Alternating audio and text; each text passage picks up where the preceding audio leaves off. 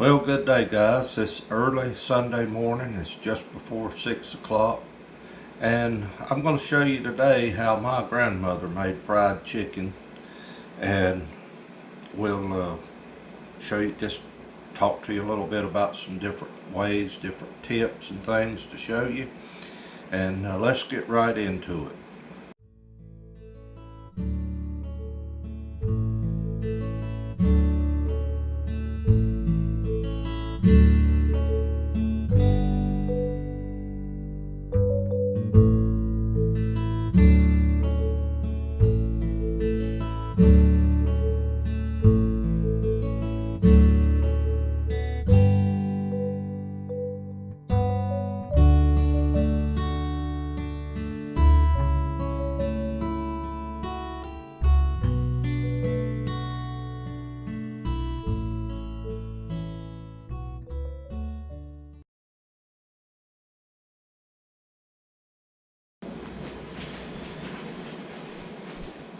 Alright, first thing I'm going to do is I want to preheat my pan to 325, and I have my chicken here, and this chicken has been sitting for 4 hours in a saltwater solution we call brining it.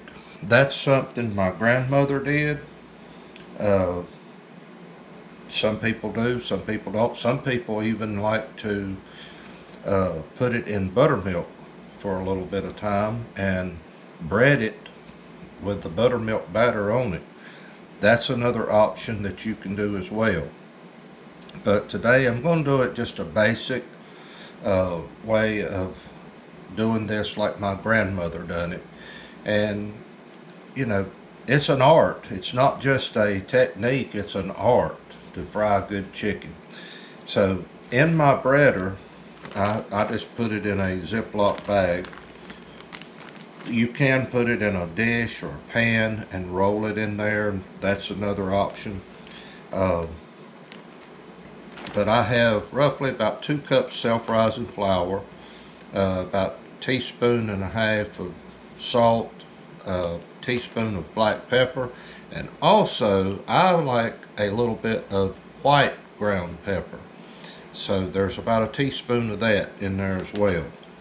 I know that seems like a lot, but when you get it in this much and you spread it out that much, it will go a long way. So what we're going to do, we'll go ahead and bread our chicken. And another thing is really, and I just messed up, but it's alright,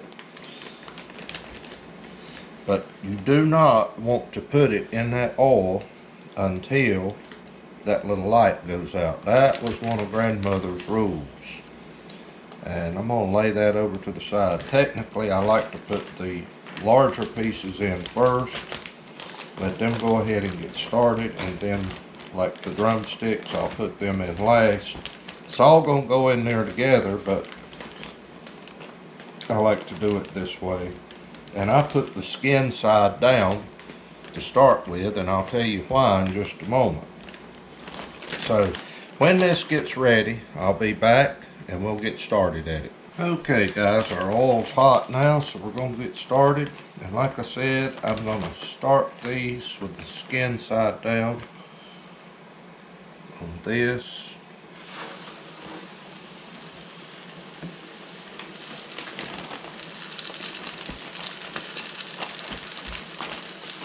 And you just put it in here and roll it around and get everything covered good.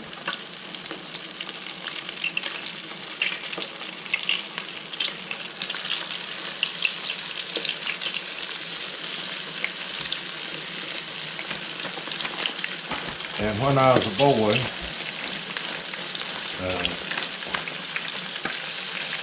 a lot of the chickens that she cooked, they were grown right there on the farm. Free range, I guess you could say. And sometimes I do remember my dad and grandfather getting one and dressing it and getting it prepared for Sunday dinner.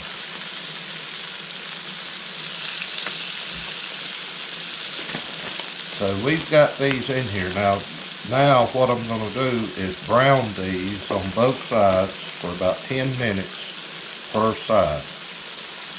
And I've got to do a little work in there. I already see a problem. If you've ever watched the movie Driving Miss Daisy, which I love that movie by the way, Hope tells her you got it too close together. And I just did that. So, but we're going to keep that monitored. You don't want it to stick together. But we're going to brown this. And the reason I like to start with the skin side down, once I brown this on both sides, we're going to put the lid on this and we're going to cook it real slow. But I don't want it to scorch and mess that side up.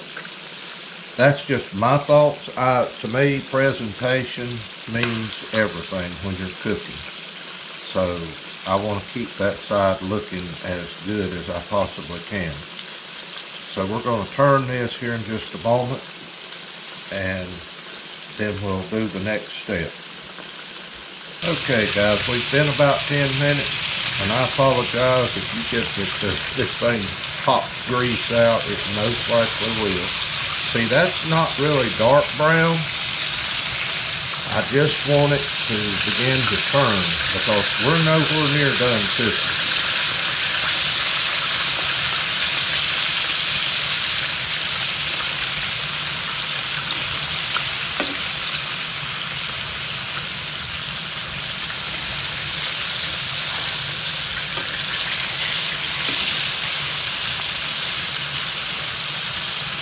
Don't want my chicken touchy. This pan is almost crowded, just to say the least. Now here's something else I'll do. I like a little coarse ground black pepper over it.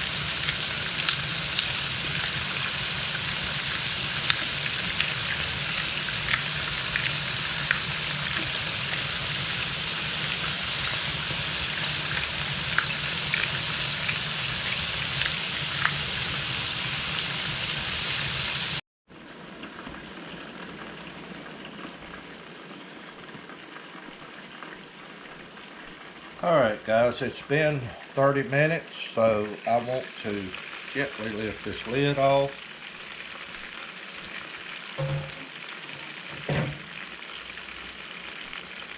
Get that out of the way, and what I want to do is very carefully turn this. And in case anybody's wondering, they want to know, is my chicken done? If you do it this way, you should not have a problem.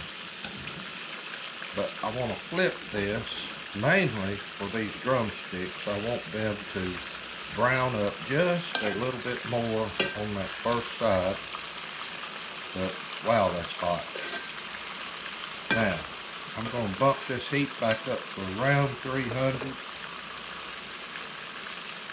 And we're going to fry this out. That's what my grandmother called it. And for about 10 more minutes, then we're going to be ready to take it up, and I'll be with you then. And we're going to make gravy out of all of this good stuff left down in there. One thing you'll want to do is while you're frying this out, on the last frying, go around and just gently move the chicken to make sure it's not sticking anywhere. And this is really about ready to take up. But if you're concerned about, is my chicken done, if you've done it the way I have shown you, you should not have a problem. But if you'll stick the fork in it, you should see clear juices coming out. If any blood comes out, your chicken's not done. But this is done.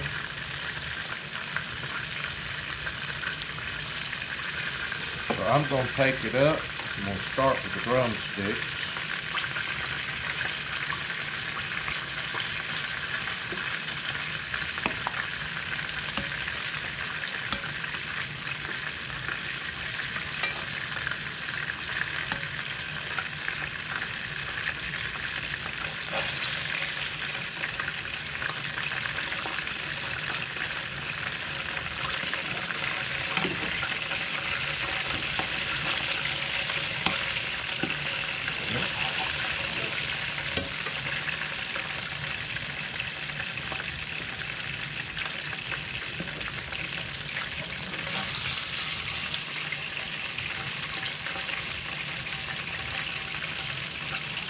I'm just going to let it drain on paper towels. And there you are. Now, what I want to do is get most of this oil out of here. I don't need all of that. But we're going to make gravy. And let me get regrouped and I'll be right back. I have some of the breader that I saved out. And I'm going to put that in here. That's roughly maybe 1/3 of a cup. It's just flour, cornstarch, black pepper, and salt. And let me get my heat back on. Alright, I'm going to turn this up fairly warm. I've got it on 350. Now this is how I make gravy. I never got to watch my grandmothers do it that well, but I like to get my flour on, and I will add some grease in here in just a moment. But I want to get this broke down. And when I'm making gravy, there's 2 things I want close by: a fork and a whisk, because you definitely do not want lumps in it.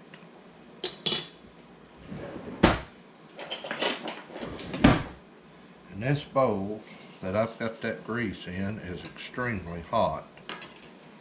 So I'm just making a mess. I'm gonna go with 2 spoonfuls. It don't need a lot. And I guess this constitutes as a roux that you're gonna make. And what I want to do, I've got my heat turned up and I want this to brown. Now, if you don't want the drippings, the little crumbs left in it, by all means, you can take those out and start with a clean pan if that's what you choose. But I want to put this on and let this cook until it is turning brown. And I may need just a touch more flour in there. Yeah, I think that's going to work better. That's about the consistency. I like it. But you keep a fork and a whisk close by so you can keep the lumps beat down. And there's another little tip that I'll give you to prevent lumps. And I'll show you that as I go on. Right now I am browning this. It looks like I can smell the pepper, so I think we're good on the spices. If anything, it may need salt, I don't know. But keep this stirred, and you want all that goodness in there with it.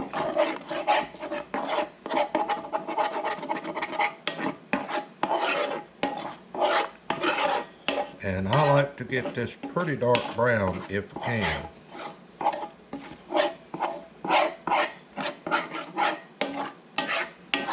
Like it's wanting to constitute on one side.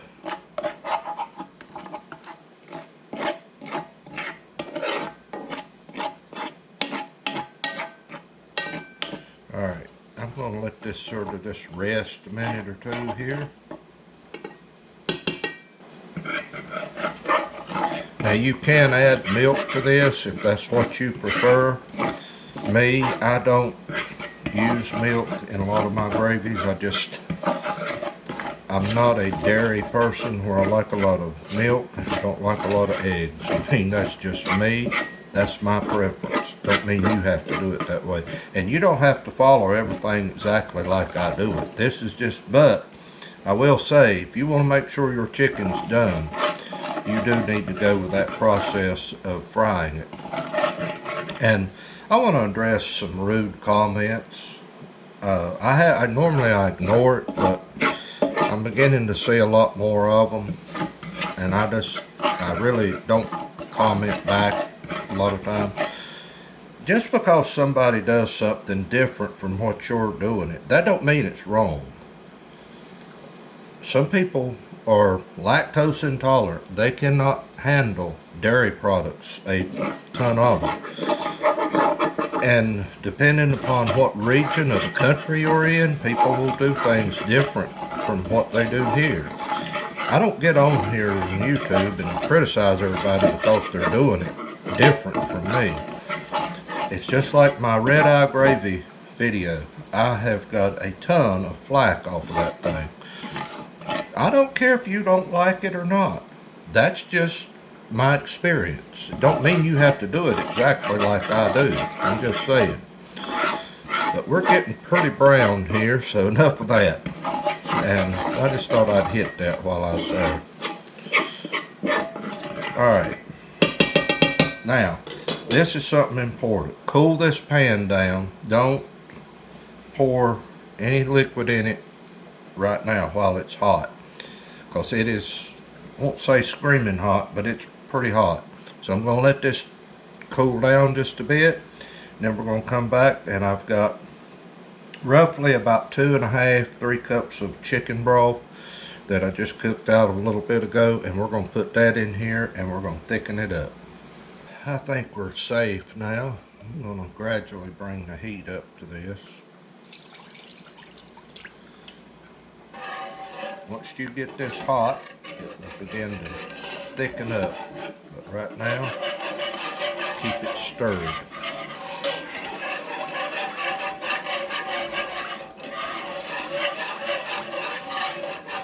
Oh, it smells so good. And if you want milk in it, you can add milk as well. I mean, you don't have to do this exactly like I'm doing. And I think I remember my grandmother using, not the sweetened condensed milk, maybe it's the evaporated milk. Seems like I remember her using that, making gravy.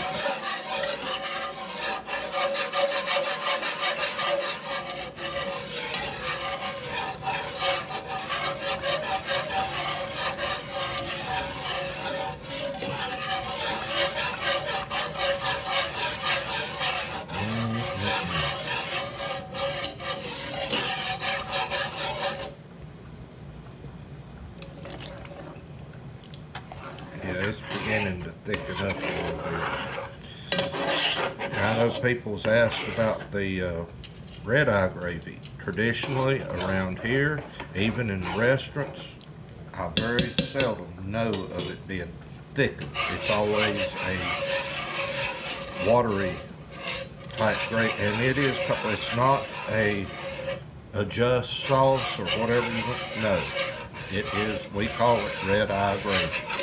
I'm gonna stop right here on this because I don't want it too thick. So that's why I like the electric frying pan. And I'm gonna just pour it back in that pot that the broth was in, and that way I can heat it right back up when I'm home from church. Well guys, I hope you enjoyed that and hope you found it interesting, educational, and you've learned something from it. It's really not hard to do. Take your time, allow yourself plenty of time to do it. I do remember a lot of times when we would get home from church on Sunday afternoon or get to my grandmother's, she would not fry her chicken until then, and it would be fresh. So, you know, that's something, it just seemed like we had more time way back then. So anyway, but I hope you found this interesting, and let me know if you try this and how you like it. And I hope that we've said something today or showed you something that you can learn from. That's the whole purpose behind this channel, is helping someone else do something that they've struggled with. And I've struggled with that for years until I learned how to do it. So anyway guys, y'all have a great day. Thank you for watching. And if you're not a subscriber, hit that subscribe button. Don't cost you anything. And hit that like button if you like this content. I don't say that enough on my videos. And so anyway, y'all have a great day. Thank you. I'm Little NC Farmer.